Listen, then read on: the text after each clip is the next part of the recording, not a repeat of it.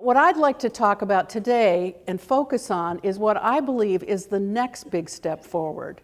And I'm going to call it extended collaboration, because I'm not really talking about how do we get a team of 5 people to work together more effectively, how do we accomplish better teamwork. I'm talking about how do we use the kind of technologies that are available today to enable people of wide reaches, distant places, to come together around ideas, to share information, to put the best of what they have to offer to the purposes of your organization. These new technologies, as we all know, do a lot of marvelous things. Most of us probably use them pretty widely in our personal lives. We've learned to tweet, we've shared photos on Facebook, we've gotten used to the kinds of things that these technologies can do to make our personal lives richer. But most of us, I would suggest, haven't even scratched the surface of how these technologies can change the way we work.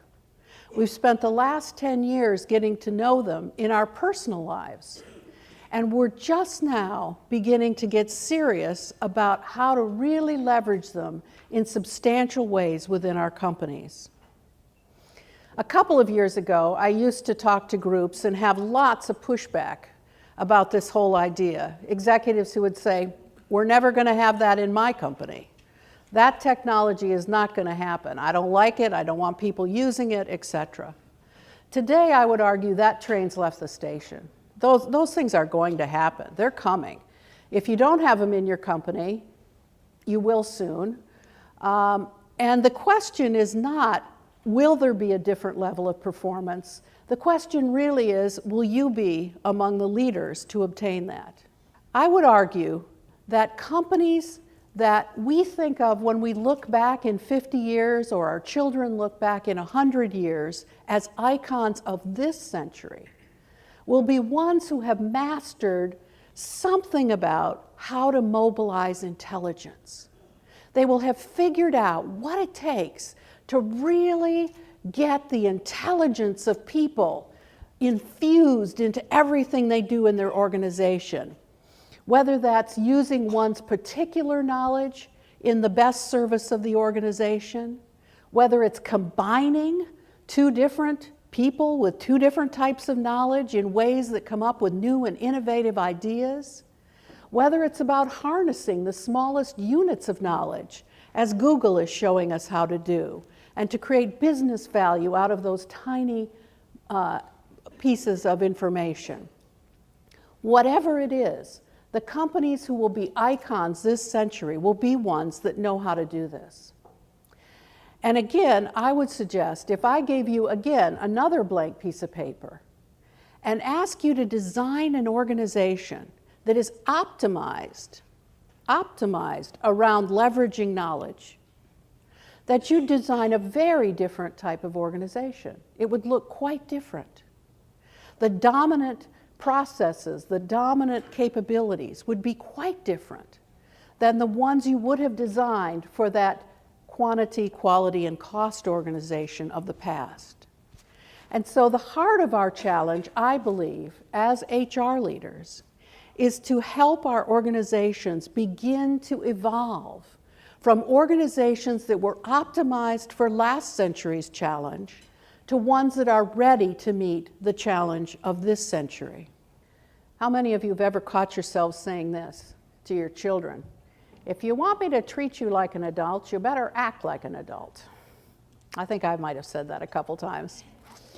Well, I think the inverse really is what we should be thinking about today in companies. I think if you want me to act like an adult, you need to treat me like an adult. I think this community of adults idea is at the basis of forming this new relationship of trust.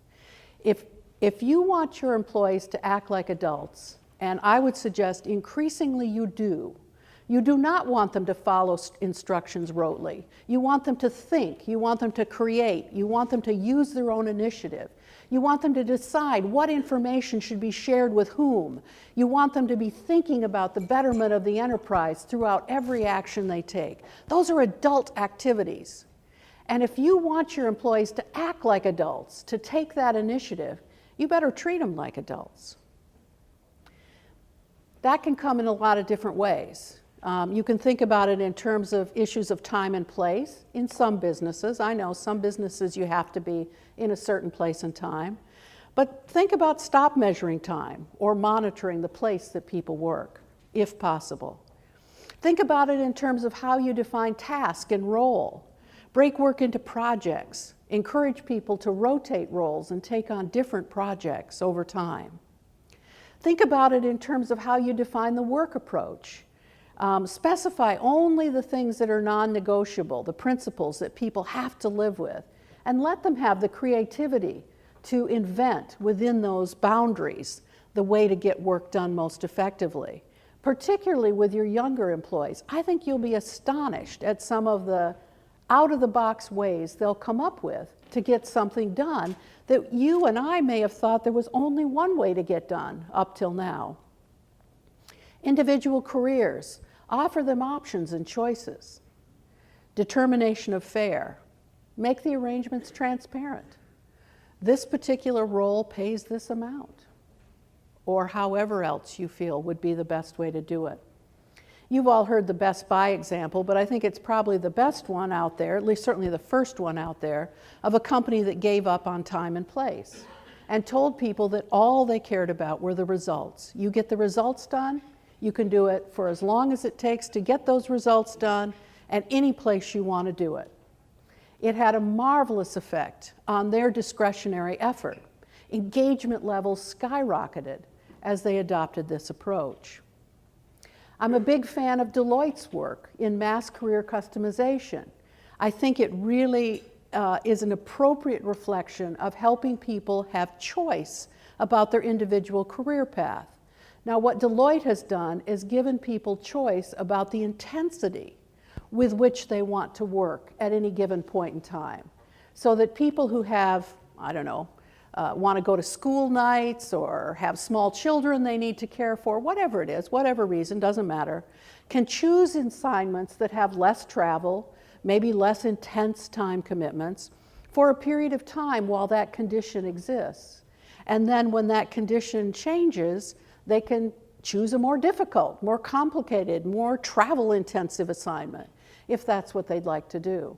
It gives them the choice to decide how to vary the level of intensity within their own careers. Meaning is the new money. If you're looking to turn people on to work harder, to invest more discretionary effort, I mean, money's nice, you can always give me more, but the best thing to do to get me excited is to infuse more meaning into the work that I'm doing. So engagement is no longer, I would argue, never should have been, and certainly shouldn't be going forward, about adopting a best practice. There's no best practice for engagement. It's not about trying to be a little bit of all things to all people. Let's be neutral. Let's have just a little bit of this and a little bit of that, and maybe with that way we can kind of get everybody sort of okay. Nobody's going to be thrilled, but nobody's going to be really upset. That's not going to work. Engagement going forward is about digging deep inside your own organization and crafting who you are. What's your uniqueness? What is the meaning of being part of your organization? And attracting and retaining people who care about that meaning, who get excited about that. If you're about stability and calm organization, I'll tell you there's people out there who crave that. If you're about excitement and adrenaline and change, there's people who are junkies for that kind of stuff. Figure out who you are and craft an experience which reflects that. And excel in the specific things, do a lot of, in other words, the things that really match the values that you have as an organization. Engagement is a strong sense of what it means to work here in this organization. And I like to say it's about giving people goosebumps.